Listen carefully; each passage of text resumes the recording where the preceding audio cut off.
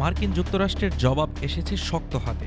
Operation Haque I এর আওতায় সিরিয়ার বিভিন্ন এলাকায় আইএসআইএসের লক্ষ্যবস্তুতে হামলা চালানো হয়েছে।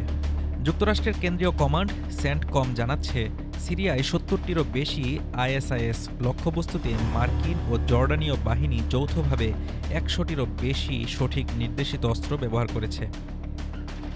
এই অভিযানটি ছিল সরাসরি প্রতিক্রিয়া ডিসেম্বর ১৩-এ পল মাইরার কাছে মার্কিন সেনাদের উপর আইএসের হামলার।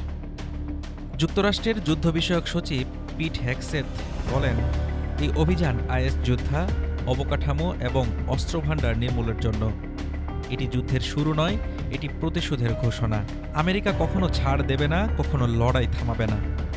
মার্কিন প্রেসিডেন্ট ডোনাল্ড ট্রাম্পও মন্তব্য করেছেন, আমরা খুবই তীব্র প্রতিশোধ নিচ্ছি, ঠিক যেমন আমি প্রতিশ্রুত করেছি। এদিকে সিরিয়ার অন্তর্বর্তী সরকার এই হামলার বিষয়ে এখনও কোনো আনুষ্ঠানিক মন্তব্য দেয়নি।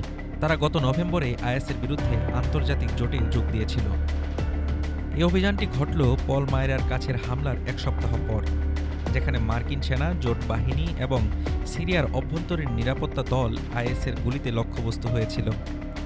সিরিয়ার এই অভিযান স্পষ্ট বার্তা দিচ্ছে, মার্কিন যুক্তরাষ্ট্র নিজেদের সৈন্য ও নাগরিকদের রক্ষা করতে কখনো পিছপা হবে না।